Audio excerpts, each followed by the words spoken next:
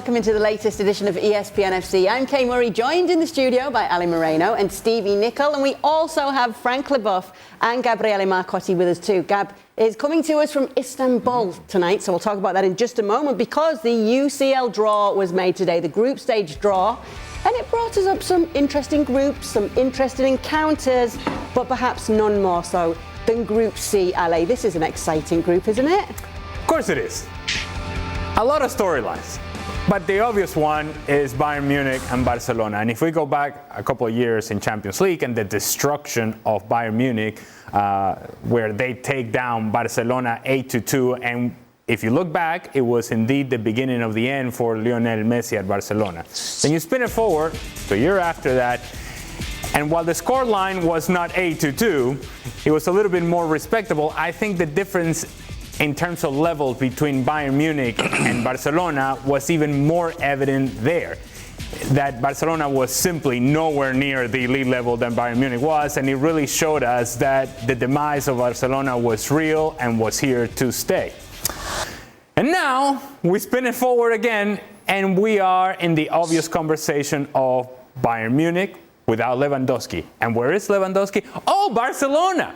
So clearly, a bunch of storylines just between those two teams, but then here's Inter, who could be the one that really spoils it for everybody else. And how much do we really consider Inter to be a threat in this group? And how much can they really punish Barcelona defensively? How much can they punish Bayern Munich if indeed there's an opportunity to sneak into the top two? Inter can be the team that really settles this group one way or another, but if Bayern Munich and Barcelona are at their best, they should be the top of the group. And indeed, I think the two games between both Barcelona and Bayern Munich should be very exciting. They really should. I want to pick up on the Robert Lewandowski part, Frank, because I want to talk about him already coming up against his former club. Is it difficult to put what happened before aside, or once you put that shirt on and you're on the pitch and it's 90 minutes, everything changes? No, it's difficult. It's difficult because you still have to prove that you made the right decision, and you have to prove to yourself, you have to prove to your former teammates, and you have to prove to the former fans. And if you don't do so, your actual fans will be disappointed, and you're going to be teased by the others. And so you have to go through. You have to win, and it's not going to be an easy task for Lewandowski when he's going to go back to Munich. He's going to be booed, I guess. I think because of what happened, for him to in order for him to leave. So it's not easy. It's never easy, even for a fantastic player like Lewandowski. It's a hard task to go through. Do you like the group, Stevie? By the way, Lewandowski, he's going to love going back there and scoring. Really? He's going to be trying so hard. I think he'd be sitting going, I can't wait to score. Listen, the interview he did when he left tells you exactly how he really feels. Yeah, but they're all friends. The one they had, oh yeah, so they are. Oh yeah, so they are. And then a week later, he goes back to pick up his trophies and his boots or whatever, and they're all pally and they're all there. Oh, everything's jolly. Let me tell you, Lewandowski can't wait to play against Bayern Munich and stick the ball in the back of the net. Of that, I can guarantee. And to that point, Stevie, the rhetoric around Bayern Munich in the beginning of this season in Bundesliga is they've played 3 games, they scored 15 goals. Who needs Lewandowski? We didn't need Lewandowski. Now we have more flexibility. Now everybody can score. Now everybody can really play up to their potential because they have more responsibility and you're not just focusing on the one guy. That's what Bayern Munich are saying about themselves. And when you think of that, and if you're Lewandowski, you're like, okay, all right. It's one thing that you want to say that you can spread the wealth around, if you will, and more guys are going to get opportunities to score. But don't suggest that you're better off not having me on the field. Don't suggest that 40 goals walking out the door is a good thing because now other players can step up into a different position and score goals.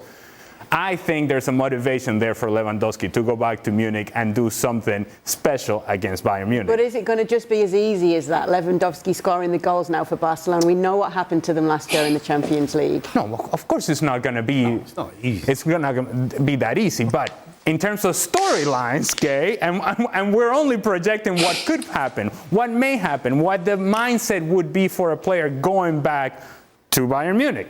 In this case, Lewandowski goes there thinking, you know what, I was sort of pushed out the door here.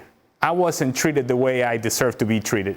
And I don't care what level of player you are, that still goes right deep in your heart and in your soul. And if it means something and you can use that to motivate you, you're going to do that as much as you possibly can. Well, what about Sadio Mane then on the other side? Will he be looking and wanting to prove, well, look what they are okay without him, look what I can do? No, I don't think so. I don't think Sadio Mane's built that way. I think Sadio Mane will just go and want to do his job and do what he does best, and that's concentrate on the game and get in positions to score goals, and hopefully when the chance comes, he'll score them. I don't think you can look at the two players and try and compare what's going on inside their head, because they're chalk and cheese. Lewandowski, 100%, is after Bayern Munich. Mane won't be like that. Yes, he'll want to score goals, but there'll be a completely different motivation. Gab, what's the thoughts on Inter then? We heard Ale touch on them there. How do you think they're going to fare in this group? Well, look, I mean, on paper, it's obviously not a good group because you're talking about, Barcelona, who kind of acquired everybody in the kitchen sink this summer and were already trending upwards under Xavi. And obviously, Bayern were there for all to see. But I think when they look at the individual matchups, they might say, you know what? We got a shot here. I like the idea of Lukaku, running at Eric Garcia or Andreas Christensen with the help of Lautaro. This is a team that has built up Champions League experience. It's a team that I think they feel that they can hold their own. So I don't think Inter feel that they may not be favorites to go through to the level of the other two, but I think they definitely aren't going to play with fear, and I think they definitely feel that they can take points off of both Bayern and Barcelona. They might not be favourites to go through, but do you have them going through, Gab? I kind of do. Because I think it would be a great storyline, and like I said, over the course of the season, Bayern are undoubtedly a better team. In terms of talent, 1 to 11, Barcelona may well be a better team, but by the same token, there is so much that can go wrong at Barcelona. They have changed so much. I think a lot's going to depend also, and in fact, they're actually working on this right now as we speak, the calendar. I think this is the type of group where it really matters what order the matches are in, who plays what when, and I think it can break Inter's way. So hold on a second. Inter over Barcelona, is that, Gab? Yeah, just for clarification, because he said, I kind of do. Does that mean that he is? Let's say yes, he does. At the expense of who? Barcelona? I think more likely Barcelona than Bayern, yeah. All right, Ali, Nope. do you agree with that? Well, again, it was non-committal. He said, more likely to be Barcelona than Bayern Munich. I want an answer. That has got, if they go through, I said so written all over. Yes, I wasn't fully committed, but I said so. Listen, let's say that he did. Let's say that he said it's Bayern and Inter. Is that all right for you? No. Well, that means Lukaku's going to have to step up. Lukaku? Right? What history has he got of stepping up in the Champions League? Lukaku. Thank you. There's your answer. Okay. Well, the history's always there to be made. You can change the course of history. If that's what you're relying on, he's had enough opportunities. So, I think I'll go with I'll go with Barca. To Gab's point, if indeed that's a matchup, if this is going to be decided on Lukaku and Eric Garcia, then yeah, sure, take Inter. Take Inter. Because that's not a matchup that Barcelona would love. However, even I would agree with you there. Well, I would actually agree with that. If it's between those two, I would go with Lukaku, you're right. However, I don't think that's where it's going to be decided. I'm going to take Bayern Munich, and I'm going to take Barcelona. Go on, Frank. We have to keep that. We have to keep that show, to see. And I want to laugh with Gab if Inter go through, and Barcelona is out because Lukaku scored the fantastic goal on the 90th minute, which qualifies Inter, because I think I'm going to go, because the storyline is not Bayern Munich. Yes, it is for Lewandowski. It is because of the history, and I agree with Ali. But the real storyline of that group is not Bayern Munich and Barcelona. It's Barcelona and Inter, or Barcelona or Inter. And I'm sorry, I'm with Gab. I think Inter can surprise everybody. We don't know where Barcelona is going to stand, and everything can happen in that group.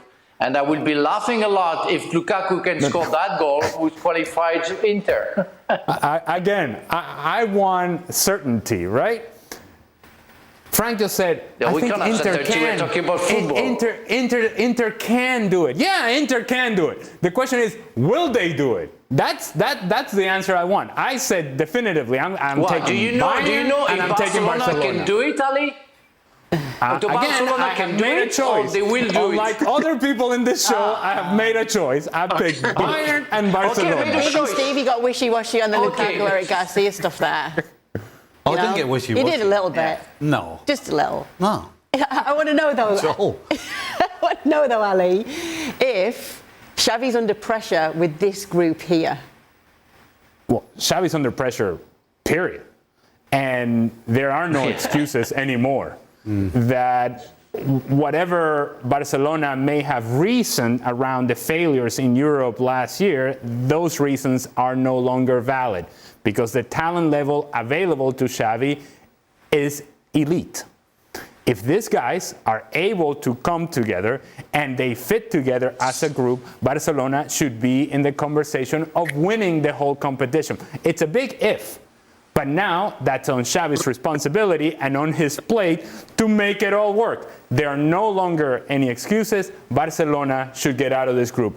Anything other than that would be a massive, huge, gigantic failure. And I know we're just talking groups here, but we do have to touch on Bayern because they have had this wonderful start in the Bundesliga, but they're going to be judged on what they do in the Champions League this season, aren't they? Well, they are, but... Especially after last season. When was the last time they never got a group? Yes, it's probably the hardest group. But, I mean, really, if they're stepping on the field tomorrow against Barcelona, Inter and Plzen, we are not picking any of the other three. We're not. So, we're kind of going hypothetical here because, no question, Bayern Munich are the favourites to top the group. And it's going to have to be a horrendous failure for them not to top the group. I'm with everybody else. It's Barcelona and Inter that's the real question, who goes through. But you are going with Bayern and Barca? I'm going with Barca. Yeah, because I tell you what, Laporte hasn't gone out and got these players and did what he did with the finances at this club to get knocked out in the first round of the Champions League or in the group stages. Because financially, that is an absolute shocker. It's the worst thing that could possibly happen. So, he better not fail. And to that, Stevie, if we all agree that right now Barcelona are living above their means, this would be the rainy day. If indeed they don't get out of the group, that's the rainy day that brings everything crashing down because you are banking that the product that you're going to have on the field is going to allow you to make up some of the losses that you're going to have in the future. So you have it in your mind, in your plan, whatever plans Barcelona has, at the very top of that plan is going to be making a deep run in Champions League. There'll be a lot more talk about Barca Bayern, no doubt, on tomorrow's show. Make sure to always catch ESPN FC 7 days a week. Group A is an interesting one. Ajax, Liverpool, Napoli and Rangers. And the British papers have had a field day about the fact that Liverpool and Rangers will be facing off. I'm up for the fight. Daily Record saying bring it on. Bottle of Britain. Klopp wants his stars of intense challenge. Ranger Danger is there on one of the back pages as well, Stevie. Do you have Liverpool advancing? Well, yes. I'm going to assume by the time this battle comes round, Liverpool will at least have players back and will have sorted out the problems that we've seen so far in the first 3 games of the Premier League. As in, if the game was tomorrow, I would be a little apprehensive, I've got to be honest. But it's not. and Rangers are not at the level of the other 3. And actually, I would question Ajax as well. You know, they look as though they're going to get rid of another player. They're going to have loads of money, though. well, maybe they'll give it to Barcelona and Xavi to help them out. But yeah, I can't. If they get rid of Antony as well, that's basically your three best players. Haller, who went to Dortmund, if Anthony goes, and they've already lost Martinez. So I think Ajax are not going to be at the level they were, which means that it leaves Liverpool and Napoli. And Napoli have started on fire, scoring loads of goals. Liverpool, the opposite. But as I said, the game's not tomorrow. 1 second, Gab. Why did you not go and elaborate on Napoli there? Before the show, you so eloquently told us one of their new stars. Kaz. I told you I wouldn't be. Oh, you had it, Stevie. Vicha Kvara. Cavamaraskelli. Help him out, Gab, and tell him if Liverpool should be worried. All right, so first of all, I'm not Georgian, so if you're listening, it's Kvaratskhelia, as far as I can tell. Kvaratskhelia. I did tell you, Stevie, you could just say Kvara. All right, he's good. Let's say that. Should Liverpool be worried, Gab? I think Stevie said, well, if they're playing tomorrow, and I go back to what I said before, we're in uncharted waters here. We're going to play 6 group games in the space of 2 months because of the World Cup. That's never happened before. So I think it's really going to depend on the calendar. If one of the first games that Liverpool play ends up being a game against somebody where they thought it was, it would be a 3-point banker, for example, and they screw it up because, the guys are still missing and Milner has to run around for 95 minutes or whatever else, then it could get really tricky. But I do agree. I mean, Ajax have lost so many players, and you didn't even mention, of course, Mazraoui and Ryan Gravenberch either. It's really hard to see them reloading and being at the level they were at last season. And the other thing doesn't bode well for Liverpool is when you have an English team playing a Scottish team in Europe, it's almost like there's this weird leveling effect, especially when, in terms of the fan bases, it's pretty loaded as well socioeconomically, certain different views and stuff that comes into it. So the rivalry gets ratcheted up, and it has affected English teams who on paper should be stronger.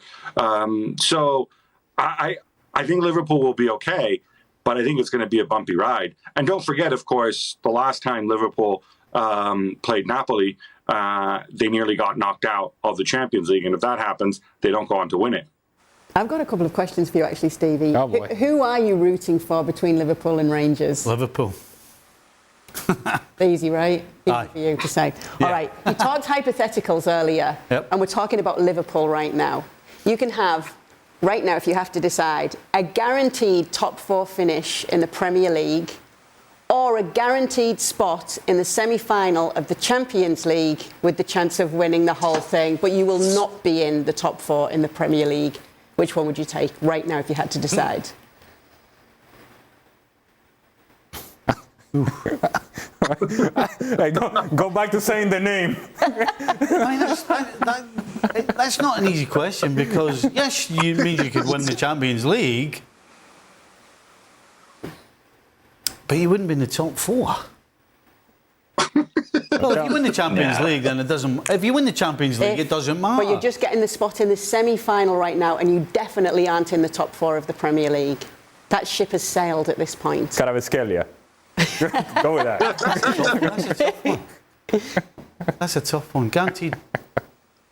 Guaranteed the top 4 or not win. I think I'll go with the Champions League because if you get to the semi-final, that means that you've got to have played well to get there. Right. So I'll go with that, and I'll go ahead and win it. And it doesn't matter if you're not in the top 4. So there you go. All right, so Champions League. Yep. Gab, are you a bad luck champ? Go on, Frank. I'm sorry, Kate, but I really think that if Liverpool is in semi-final of the Champions League, it's impossible to see them not being in the first 4 in the Premier League. Okay. See. But this was the hypothetical. We had to put it to him. Yeah. We had to stump him. And We won the Champions League and it doesn't matter if it's top 4. All right, we almost did. Gab, we were just... For the 7th time. We were just talking before the show. You must be a bit of a bad luck charm there in Istanbul for the Italian sides, because to be fair, it's not been the best of draws for them, has it? No, overall, I don't think it's been a good draw at all. I mean, maybe Milan slightly better than the others, but that's okay, because I think this is how they improve, and certainly. As far as a team like Napoli is concerned, we're bringing in these younger players, moving on from the Insigne, Mertens, Koulibaly generation. this is good growth for them. I'd rather they go and, play teams like this than, go play a bunch of Viktoria Plzens every week in the Europa League. So, give this a crack and grow and see where you are. There is more talk about Liverpool on the Robbo and Jules podcast. Yeah, look at that. The latest one dropped on Thursday. Download it wherever you do get your podcasts.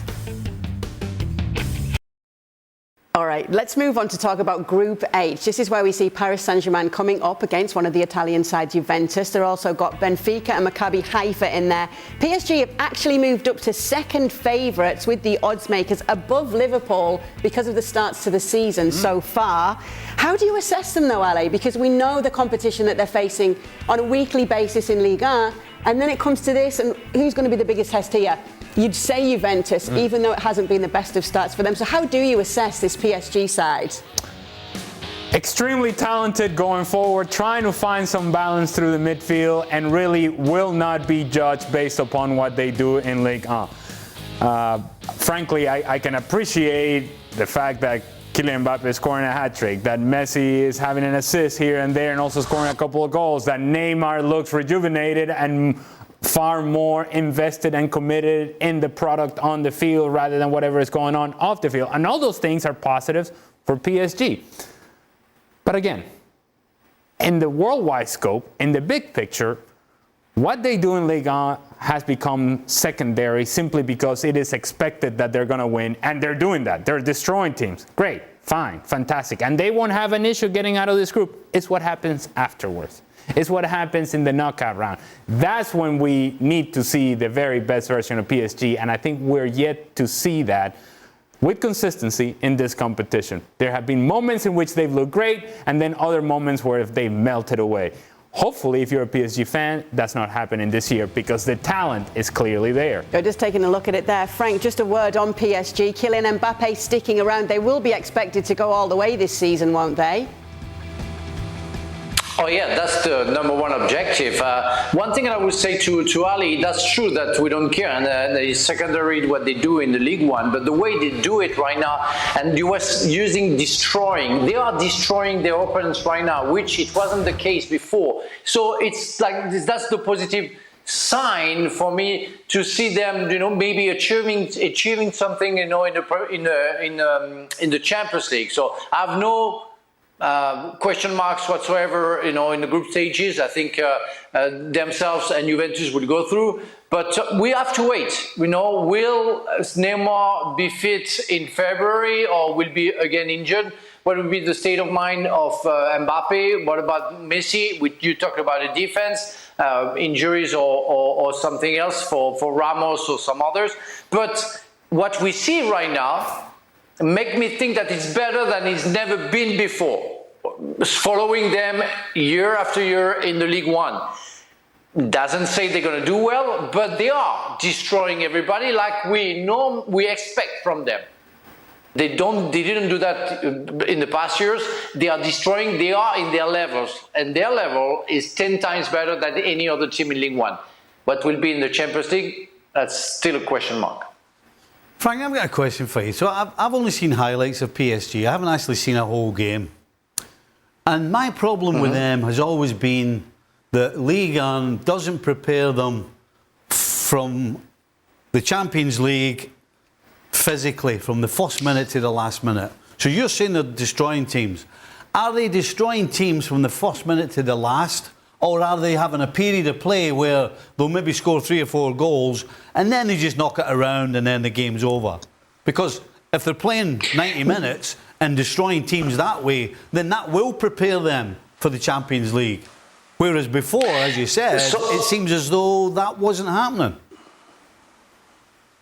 That wasn't happen. That's true.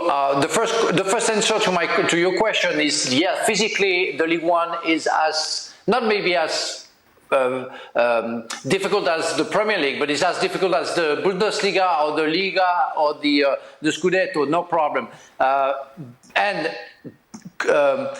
The difference that we see comparing to the past years is they're consistent. That's what I mean. They're destroying the teams. The opponent don't exist for 90 minutes or so. They did the job every game they played against Clermont-Ferrand and then at home and then the last game against Lille.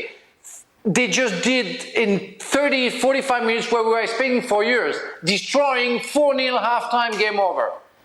And they don't need much to do, but they kept on going, scoring against goal, being happy to play together. So that's the big change that I can see. It's why I'm quite optimistic for the Champions League, because physically they're going to be ready, and it seems to be that mentally they're up for it. Is that a good answer for you? Absolutely, yeah. Everything he said there is what's been lacking, in my opinion, in previous seasons. So let's get to the team that are the favourites then, coming into this season's Champions League. It is Manchester. Oh, sorry, I've actually missed another Italian team here, haven't I? Juventus have not been sparking light into their play so far from what we've seen, Gab, but they're going to finish second, at least behind PSG here, aren't they? Well, it's fine. Go ahead and disrespect Italian club there.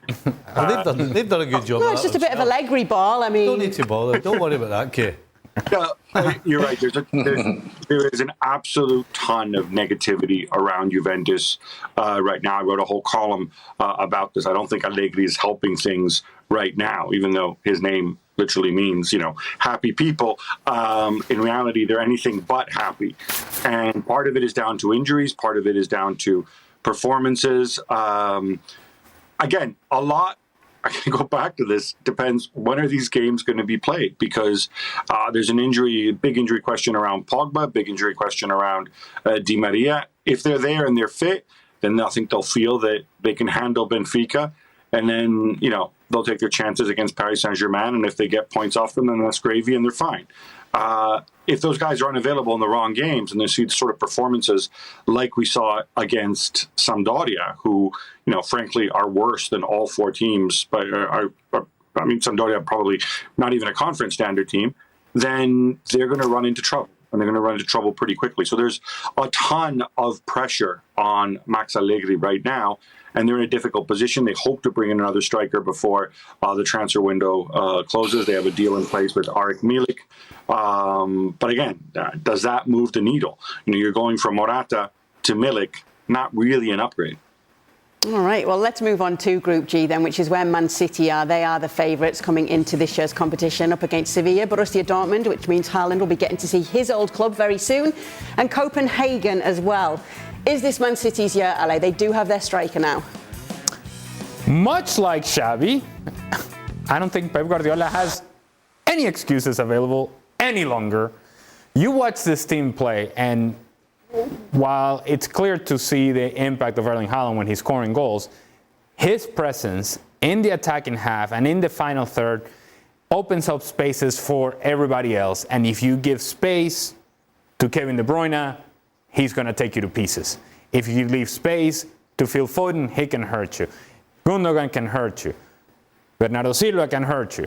And you just go up and down the list of players that can hurt you. And that's perhaps where they are better than everybody else, in that their possession will dictate the pace of the game, but the amount of players that can hurt you, outside of Erling Haaland, I'm not even talking about Erling Haaland, the other group of players, how much they can hurt you, I think Manchester City has too many tools available, and indeed, they should be the favorites, and rightfully so. If they're at their best, Manchester City should win this whole competition. What do you think, Stevie? No excuses for Pep Guardiola? No, but I'm thinking about there is something in the back of the City players' minds. I don't think there's any question about that. And I've seen it affect great players. I joined the Liverpool in the early 80s, and they hadn't won the FA Cup. Certainly the group of players that I joined were European champions, but every single one of them wanted to win the FA Cup so badly.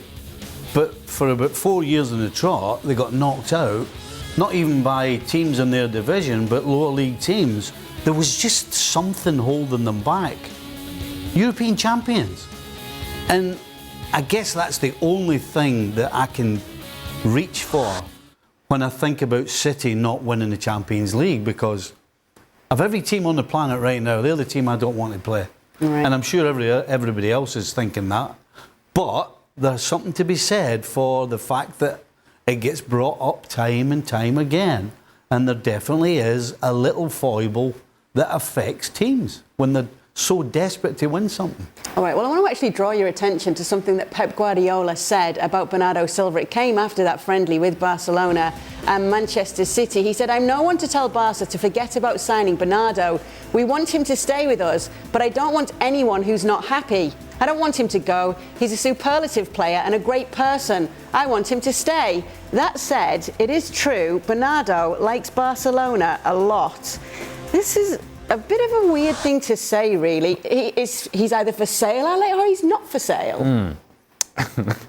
And do you want him to stay or do you not want him to stay? I know he likes Barcelona. He's a superlative player, but I don't want you around if you're not happy. I don't know why going down this path if you're Pep Guardiola. You can answer the question of Bernardo Silva in terms of we haven't received an offer or there isn't an offer on the table. It's up for the player and the clubs to be able to agree on some sort of fee or something along those lines where it just redirects the conversation and you don't have to go down the path of we want him to stay, but he likes the club a lot and he's a superlative player, but it's a lot of, I don't know that he's actually talking to the media or he's talking to us. I actually think he's talking to Bernardo Silva and in saying, hey dude, if you want to be here, then be here. But you cannot have 1 foot here and 1 foot there. It's just not going to work out. So guess what? If you want to leave, sort it out and then go. But if you're going to stay here, then be committed to what we're doing together because this is a great place for you and we want you to be here. Frank, you're nodding. You're doing something with your head. It looks like a nod. No, yes, it was. I think Bernardo Silva has his 2 feet in Manchester City. It's been proven last weekend, against Newcastle, where he had a fantastic game. And I think the guy is fully tuned in is what he has to do, meaning his job. Having said that, I think it's a very political comment that Guardiola just made, willing to please his former club, Barcelona, but didn't want to hurt his current club, Manchester City, wanted to be nice to Bernardo Silva. Well, he wants to be nice to everybody, and it makes the comment very strange. I think he has to put a foot down or accept the fact that he has to lose Bernardo Silva. But if he's to make that kind of comment, which it's completely useless, in fact, it doesn't help anybody, it doesn't make anybody comfortable, and you wonder why he made that kind of comment. But I think deeply, I think he's ready to leave, to accept the fact that Bernardo Silva is going to leave. Gab, we wanted to get the Gabometer out here on the percentage chance he goes to Barcelona at all. I mean, I think it's tiny, simply in terms of if you look at the efforts they've had to go to register their players, including, of course, Jules Koundé, to think that you're going to go and just, Bernardo Silva is going to cost you a ton of money in wages. I think he has 3 years left on his contract. Right, he's 28, but it's still going to be an enormous transfer fee that you have to pay. Unless you're like, haha, look, I'm going to go and sell, Pedri for 200 million to Paris Saint-Germain or something, which I would hope they wouldn't do. It just doesn't make any sense. And I am completely nonplussed by Pep's words here. And he's been consistent on this. He's said stuff like this before. He's totally non-committal. I'm assuming somebody is trying to work on this on Bernardo Silva's behalf in case Laporta finds some money under the couch or something. And Bernardo wants to keep the window open. And I don't blame Bernardo for doing that. But equally, Guardiola's words, they don't help anybody. They don't help Barcelona. They don't help Bernardo Silva. Just shut up about it. Just say, I don't know, we haven't received an offer. And I think he's happy to stay here, but he loves Barcelona too. Boom. Just say that and move on. It's always weird to me when, you've got people wading in and coming out with these sorts of statements. And I can tell you from Manchester City's perspective as well, as far as I know, they don't have anybody lined up to replace him. And so then you're another attacking midfielder short, and Bernardo Silva is very important because not just for what he brings, but also, his versatility and the fact he's a pretty key part of that side. So the whole thing I just don't understand it. I'm kind of the opposite of the other three boys, I think he's been smart. I mean, Gab's pretty much said the chances of this happening are next to zero because of the financial situation. So, in my eyes, all Pep's come out and said is basically not to Bernardo Silva that he's not going and he's not allowed, but that if they can come up with it, then off you go. But you know what? I think you're fantastic. We love having you here. He's covered these bases big time. Yeah, he's completely doing the right thing. He's completely smothering Bernardo Silva in lots of love. Right. Yes, you can go. I don't want anyone who's not happy, but we love having you. You're a fantastic player. And he's going to his mates, by the way. There's no chance of this happening. And those his mates over there. Are they? Hey. So he's absolutely saying the right thing. Go on, Gav, if I'm quickly. Bernardo Silva, I'm like, this is great. The gaffer's just said that if I can sort this out, I'm going. But you know what? If I don't go, I'm still going to be playing. This is great for me. I think there's stuff here that there's more here that meets the eye, because turn it around, look at it from the Barcelona perspective. Is Bernardo Silva a priority? What position would he play? Do they have guys there who they already like in those positions? And the reality is, yeah, we can have a conversation about whether Bernardo Silva's better than Pedri, or if you want to play him out wide, whether he can do a better job than Dembélé or Fati or Rafinha or whatever. The reality is, he's not a priority. He shouldn't be a priority for this club right now. So then maybe we ask ourselves, why has he been linked to Barcelona all summer? I don't know. I would want to speculate, but not in a position where I might encounter some liability. So just leave it at that. But I wasn't coming from Barcelona's point of view. I'm coming from Pep Guardiola's point of view, which is perfect, because he knows it's not happening either. But he's not. What's the logic from Barcelona's perspective? Who cares about Barcelona? Pep's doesn't care about Barcelona. He cares about Bernardo Silva in Manchester City. He knows it's not going to happen. And he can say that he loves that Bernardo loves Barcelona as many times as he likes, and that he doesn't want to keep a player that's not happy on the pretext that it's not happening. So then he smothers him by telling him how brilliant he is and how great he's been, even though we've had this conversations, this whole transfer window that Bernardo Silva wants to go. It's a smart move on Pep's behalf. Who cares what Barcelona think? Let's talk about another manager, shall we? I want to touch on Antonio Conte as we go back to the Champions League and take a look at Group D, which is where Spurs have landed against Eintracht Frankfurt, Sporting and Marseille. And Gab, I want to talk to you about this because we've seen Conte struggle in cups, but surely Spurs are getting out of this group, aren't they? Well, I was speaking to Jules earlier, and Jules said, "Oh, Group D, that's a Europa League group." Gee, thank you very much. So when you look at it that way, yeah, he's got it. He's not going to have much of an excuse if he doesn't get out of the group stage. If you look at Eintracht, losing Kostic, some upheaval this summer, those other teams in the group, I think, markedly inferior to Spurs. So that's why he gets paid the big bucks. That's why Daniel Levy chucked a lot of money at the squad in the summer. He has to advance. No ifs, ands, or buts. Ale, you have a weird and twisted relationship with the Spurs fans. What? I wonder where you were going there. I'm sorry, what? What do you think about their chances of getting out of this group? 100% Spurs are going through. Yes, and over the years, it has been interesting. Yes, I wouldn't call it twisted, but... Weird? Is that fair? Weird, but look, the times that I pick Spurs is because I fully believe that they're going to win games and that they are better than the opposition. And I think that's the case in this group. If indeed Spurs are serious about who they are in the Premier League, they should win this group. And I think it would go a long way for them if not only if they win the group, but they dominate the group. That's what I think should be the goal. Yes, you want to advance, but can you do it really completely dominating these games and being better? Substantially better than everybody else that you're playing against. I think they have that sort of potential. Whether they do it or not, I'm not so sure. But 100% they're getting out of the group and they're going to win the group. Let's get to the balance then, and I'll go with players and managers in this one. But Frank, I'll go with you as a player. How do you balance this as a Spurs player if you are near the top spots in the Premier League and then you have the Champions League and you do want to make a deep run in it? How do you balance that out?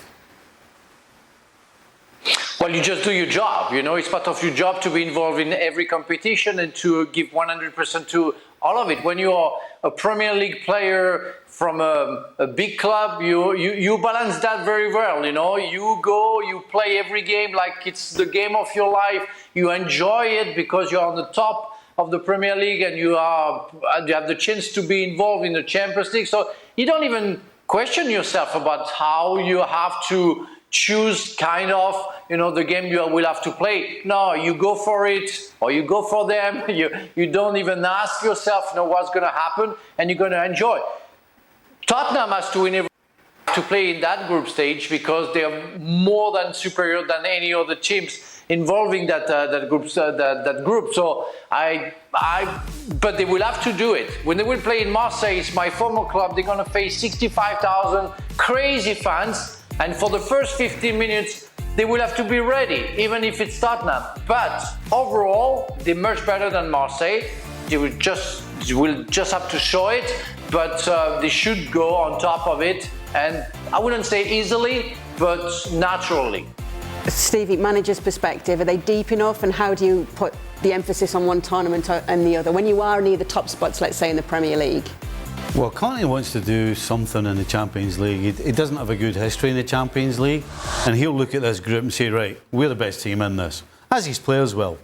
So the only job that Conte has to do now is to make sure there's no complacency at any time. And if he does that, then Spurs are way better than these sides, and they'll go through, as long as there's no complacency. That is their biggest enemy right now, not the three sides. Complacency, just creeping in maybe. Sporting are in this group, and it's just a chance to touch on the fact that Cristiano Ronaldo has been linked to Sporting. Now, Gab, again, this is the latest rumour on his future. Anything you can add to what the latest situation is here? Yeah, well, it's funny. I actually bumped into the sporting director of Sporting Lisbon here in Istanbul, and the fact that he's here and not negotiating Cristiano's contract suggests to me that it's not imminent. Might be a couple of days. I think this is always the plan B. You know, he's been shopped all around Europe. He's trying to find another solution. Sporting, he's already denied it earlier in the summer. But the reality is there may come a time when this is the best place for him. And it would be easier for him to go back to Sporting as opposed to the other Portuguese clubs, because that's where his history is. So, you know, you don't want to shut that door permanently. But I still think for somebody like Cristiano to move, there's a lot that needs to happen. And a lot of people will need to take a step back. Manchester United cannot demand a fee, for example. And Cristiano would need to take a hefty pay cut. Well, Gab, let me stick with you because it's the perfect time to continue talking transfers and to continue to talk about the next group, Group E, which is where Chelsea will face Milan, Salzburg and Dinamo Zagreb. What's the latest on Aubameyang to Chelsea? It's weird. They're talking. It's up in the air because obviously Chelsea also, you know, moving for Anthony Gordon, linked to Rafael Leao. Right now, it feels to me like Todd Bowley is talking to half a dozen different people, and you know, as soon as he gets off the phone, these stories come out in the media. Personally, I don't think Aubameyang is in any way, shape, or form what Chelsea need right now, and I don't think he would be a great fit at this club. But you know, hey, if he feels that Tuchel feels he needs a center forward, and that's a guy he's familiar with, maybe. Obviously, there is a history there. Frank, if Aubameyang does join Chelsea, how far can they go in this competition, the Champions League? I don't know. I think they can go far, you know, even without him. Will it be a plus to have Aubameyang? I already expressed myself about his fitness, about the fact that he's getting older, and will he be the right fit? I don't have all the answers for that. You know, if he can score 25 goals in the Premier League and score like 10 or 15 goals, you know, 10 goals in the Champions League, that would be fantastic. But I still have like doubts about the guys being the real fit for Chelsea, and it's all speculations. Let's wait and see if Chelsea can get somebody because they need somebody, and especially, well, they need a striker. I need to show you what Ale just did back here in the studio. He went, Well, it's just the numbers that Frank threw out there. If Aubameyang scoring 25 goals in the Premier League and 10 goals in Champions League, well, sign him up. What are we waiting for? Well, I mean, let's make this deal work. That's what I'm saying. I just don't think that those are the numbers that he would be providing Chelsea. However, and now you're asking a former center forward. Playing without one, I don't think it's a solution. Playing with a makeshift number 9, I don't think is a solution. So if you can find a guy who could potentially do a job, perhaps not the greatest job, but a job better than some of these other guys that are somehow trying to take the role of a center striker and they don't really know how to do it because it doesn't come natural to them, then if this is a guy that's available, you know him, you work with him before, you're Thomas Tuchel, I think there are worse choices out there, is all I'm saying. And Aubameyang would be a player that would want to play because right now he is essentially waiting for Lewandowski to get injured in order for him to play. Otherwise, he's not playing at Barcelona. It is really that simple. Let's get to the annual underestimation on Real Madrid, the defending champions, may I remind you as well. Taking a look at Group F, they are with RB Leipzig, Shakhtar got a chip in the shoulder. and Celtic as well. Slid far down when it comes to the odds makers because they were very much underestimated last year, all through the stages, went all the way. This group a good warm-up for them, Ale?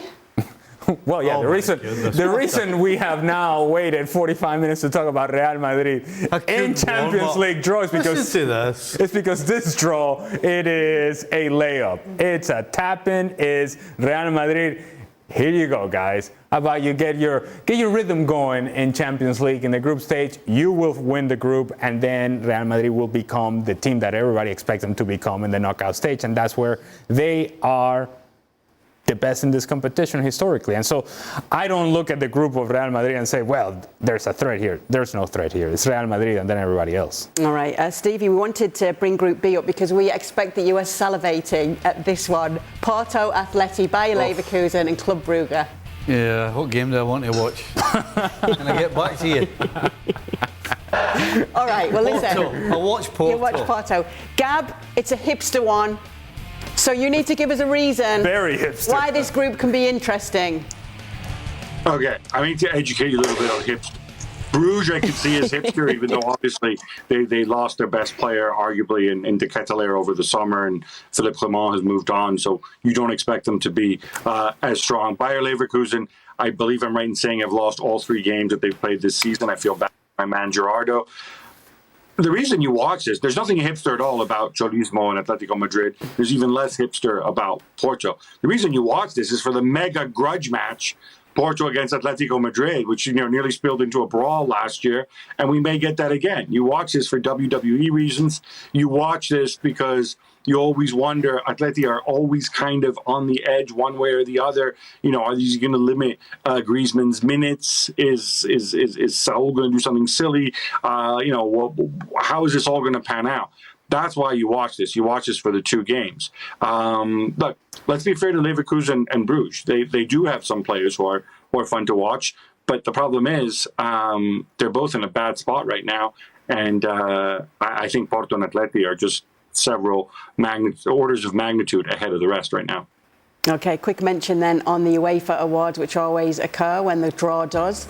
And it was best men's player, best men's coach, best women's player and best women's coach. Karim Benzema and Carlo Ancelotti winning the men's awards, and Alexia Putellas and Serena Wiegmann winning the women's award. Congratulations to all of them. Lots of action to look forward to on Friday, loads of it. Also available on ESPN and ESPN Deportes as well. You can see Austin FC against LAFC and the Portland Timbers taking on the Seattle Sounders. But we have Championship, La Liga, Bundesliga, all available on ESPN+. And that is all we've got time for on the latest edition of the show. But make sure you stick around with us because we do have some questions. Went quick. We're talking about the Champions League draw. I'm sure there'll be a few more questions about that coming up in extra time. Stick around. Your questions answered next.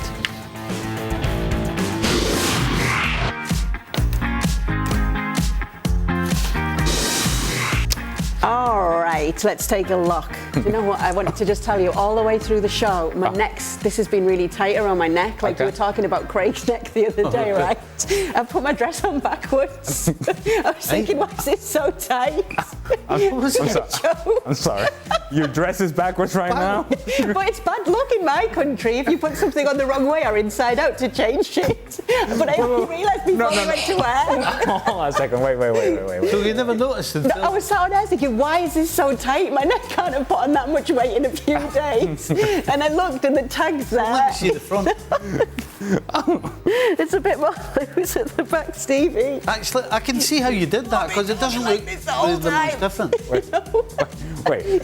But you figured this while we were on air? 2 minutes to wear, I think. I was like, oh dear, that's why. I just had to get it out in case I've been shot like this during the show. I must ask a question. Now, you've been wearing this dress the whole afternoon. Right. How did it get to 2 minutes before we go on air before you figure It out? was a sparkling conversation with my pundits before the show. Oh. You know? All right. Stevie, first question is for you. We have Frank Leboeuf here, Ali Moreno, Stevie Nicol. Stevie, do you know what a Venn diagram is, like Dr. Shaka and Dan? Oh, here we go. A Venn diagram. You can draw one if you'd like to. I've heard the name. I couldn't tell you what it is. You don't? No. Right. I've never needed it in my life, so I guess I'm not going to need it. We will take your Venn diagram suggestions. Stevie Nicol related ones would be great. Well, Stevie, say you had a shepherd's pie here, Right? right? I'm going to do You it. got my attention. And you got minced meat over here, right? And they're in two circles. Right. But those circles are big enough to where they cross over. So now you have shepherd's pie with more minced meat. That part that they crosses over, that's a diagram. So there you go. This is saying that the two Yeah, together sounds with very even useful. more is heaven right in the middle. Yeah. So that the shepherd's pie with more minced meat, that heavenly part, that's a diagram. Absolute waste of time. Just eat both of them anyway. Okay, Stevie, if you were coaching Viktoria Plzen, what would your message be to the team after seeing your team being drawn into the group of death, which a reminder also features Bayern, Barca and Inter? Seriously? Do you want a serious answer? Yeah. Well, I hope so. You can do a diagram To for be it. fair, there's not a lot they can do. They've got to defend with their lives and all the rest of it. That's I mean, it. it's kind of straightforward because you can't go toe-to-toe with the teams you're up against. Otherwise, you'll embarrass What yourself. about Sheriff causing a few problems last year? Well, that's what they did, didn't they? Well, maybe it can be Viktoria Plzen. Not having it. No. No, happening. We could do a Venn diagram on their chances. No.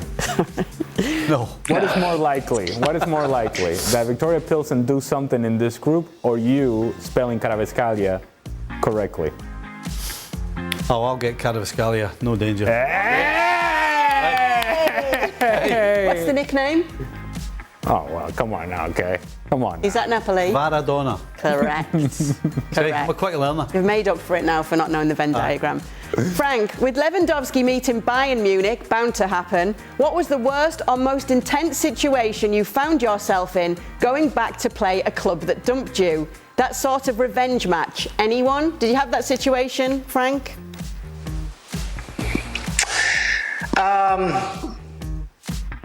Yes, when I was playing, I played for 2.5 years for Laval in League 2, and I signed for Strasbourg. And 5 months after, we had to play a game against Laval to know who's going to be promoted, and I had to play against my former teammates, and that was very hard. You know, they had to sell me because financially the club was in danger, and we had to play. And they had to play in Strasbourg, so we beat them. But it was very strange. The feeling was very strange because I had to do my job, but I knew that being qualified would have saved Laval financially also, and therefore, you know, I felt a little bit bitter after the game about our win and the fact that I had to do my job against the club that I loved. So it wasn't really like a revenge match. You felt bad about Well, no. To be honest No, with you, it what it sounded, it was great to hear Frank with a little hint of humble brag there, where the club was in a tough financial situation, so they had to sell me if they wanted to make money. You know what I mean? And obviously you won. Yeah. Hey, you want to save yourself? You get the most money. You got to sell me, buddy. Did you have a situation like this, Ali? Well, I think I was traded 3 or 4 times. And obviously the first or second time you're traded, depending upon what the situation was, are you going from a situation that wasn't good for you personally, are you going into a better setup, into a better situation? And if indeed you felt like it was better, then there was no animosity. But if the breakup wasn't all that great, then going back to the place that you played before, I think, yeah, there was a motivation there. And I can remember being traded in the middle of the season from the Houston Dynamo. We had won MLS Cup in 2006 against Stevie, by the way. And I got traded in the following season, middle of the season, to go to Columbus. And I just didn't feel great about it. And I didn't like the circumstances under that happened and how they went about it. And so when I went to play Houston again, it was an emotional time, and I actually scored in that game. And in my celebration, you could see that all that anger is coming out. Went on to score in Houston. I think the next 2 or 3 games we played as well, and every celebration was just like get it. So it's always there. It's always there because you've been. They used to use the term dump, right? Yes, you've been essentially being told by somebody, we don't need you, we don't want you. And I don't care what level you're in, that hurts. But it also motivates, and it also lights a fire and say, okay, you know what, don't you worry, I'll be back. And when you're able to deliver, then it feels that much better. Just before we ask you, Stevie, we're just going to check you're okay, Frank. We heard some coughing. We wondered if you needed a bit of water. No, sorry, it's just my humility, who struck me a little bit, so it's why it's... Stevie? Not revenge, but I remember the first time I went back to Anfield to play against Liverpool. I didn't know what to do. Which dressing room to go in? Well, not quite that. But go on the field. Because obviously respect from the Liverpool fans, but I didn't want to diss our fans. I didn't want to be standing there with a Sheffield Wednesday shirt on and salivating all over the Liverpool fans. So I kind of was in a little bit of limbo. I didn't know what to do. And it took me till about 10 minutes after the game started to settle down and get on with what I was there to do. And not like second guess yourself. Yeah, I was discombobulated. I didn't know how to react. Weird. Ali's is the one out of all of them, is when you see your ex, but you're looking your best. as opposed to looking your absolute worst and bumping into them. It's like, oh yes, I'm looking my best today and I saw you. Yeah, that was every time. I don't know what you're talking about, Kay. It feels like it feels like there's some experience every here. Every time he went back. Every time. How many exes have you had? He said every time he went back. Question, Kay. When you saw your ex, at least did you have your dress on the right direction? Yeah, that would help. I certainly hope so, right? You didn't put your makeup on the back of your head, did you? No? No, thankfully not. But Stevie, do you think Liverpool should try playing with a 3-4-3 to compensate for Trent's defensive shortcomings, such as playing Fabinho in a defence bearing in mind he's played bearing in mind he's played there before? Robertson would also play as a wing-back on the left flank. No, absolutely not. If you do that, you're basically changing the whole team, the whole outlook, the whole style of play for one guy. No. And Klopp's not going to drop Trent Alexander-Arnold, so he just has to get the other 10 to be better at their jobs in order to compensate for what Alexander-Arnold can't do.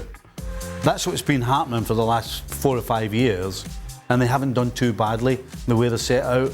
They just got to get that little X factor back, that little bit more desire, that little bit more organisation. Just get back to basics and play and go about it the way they have done. What would they be changing? Took over. What would they be changing against Stevie? Say that again.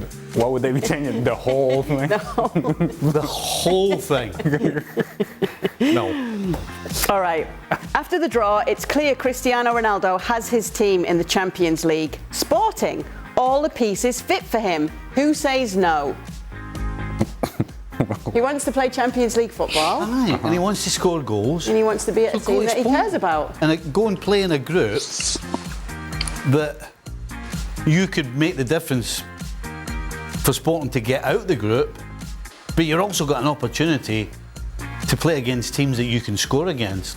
So this whole thing about him being the top scorer in the Champions League forever and a day, if that's true, that's what he's all about now, then Sporting's the perfect place, particularly with that group. Do you like it, Frank? Yeah, I do. I do. Even if I don't like nostalgia, I think that could be a good idea because that's, again, as Stevie just mentioned, it's a possibility for him to become, well, he's already a legend, but to beat another record. And so that's where he has to go, yeah. What? For a guy who wrote a motivational book, huh? He hates nostalgia? And went back to a club and was a bit worried about it. Honestly, I mean, where is the heart? So mean, this guy. What my book has to do with nostalgia? I'm not talking about nostalgia in my book. I'm talking about motivation. I'm talking about present time and not looking backwards to make your future. That's what it is. Life is not about what you've done, but what you're going to do. But don't you have to lean on those experiences from the past and learn from those experiences so that then you can tackle the future with more optimism because you have learned from these experiences? A bit, but you don't have to look at it like it was the past. It can be something you can use as a power to be better. But you know, it's been proven that players will go back to their clubs because it's nostalgia. It doesn't work. Pogba, we don't know. We're going to see, but it doesn't really work for Manchester United. Ronaldo, it doesn't work. You know, so many clubs, so many players came back to their former club. It doesn't work. If it's only about nostalgia, it never works. Life, you know, nostalgia brings you something you cannot have as it was. So it's sad, it's useless, and it brings regrets. No. Any idea what they're talking about? I don't know. It's getting tight in here. I know. Alexander Isak. We want to just finish on Alexander Isak. We have a question here.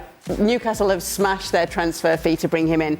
Alexander Isak scored more than 10 goals in La Liga once in 3 seasons, LA. How many Premier League goals will he score this season?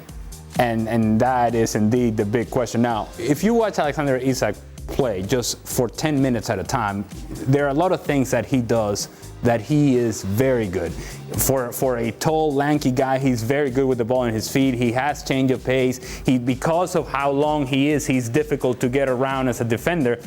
But that final touch is not always there. Now, he'll go off and score a magnificent goal, an outstanding goal. You're thinking, man, he's got it in him. But then disappears in terms of productivity for a long period of time. He scored 6 goals last year in La Liga. 6 goals in 32 matches. That's not a great return for a team in Real Sociedad that likes to attack. Now, is he going to score against Barcelona, against Real Madrid, against Atletico Madrid? Well, maybe not, but there are many teams in La Liga where Real Sociedad would have been the favorite in those matches. So, it's a long way to go to a final answer here, and that is Alexander Isak will score a few goals. But I'm going to suggest if he scores 10 goals, he's had a great season at Newcastle. Okay, I think he did score against the 2 of them, but I do want to just add to it, so you can do strikers union or forwards union. 22 years old. Does that say, okay, maybe there is time to grow? Look, and yes, I suppose that you can bank on potential, but at 22, you should have been given signs that there's enough productivity for you to become that guy. And there's a large part of your mould already done by 22. Yes, right. Yeah. You know, yes, you can get better at things, but it doesn't hit you as a goal scorer. He's more part of an attacking unit as opposed to the guy who's on the end of it and putting it in the net, right? And to that point, he actually sometimes will take himself out of the 18-yard box for a big guy, tall guy.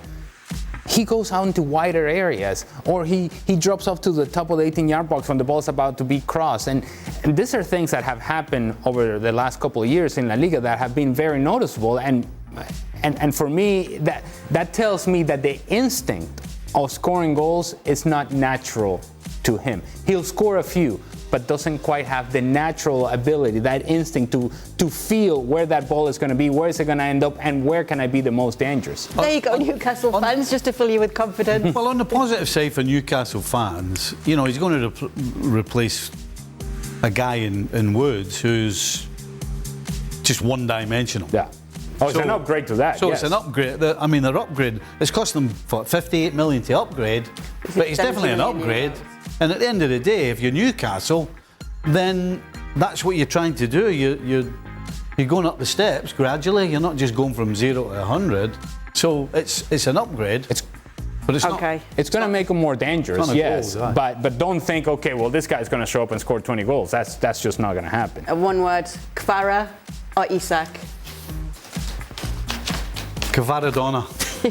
Thanks so much for your questions. Make sure to join us tomorrow for more ESPN FC, available 7 days a week.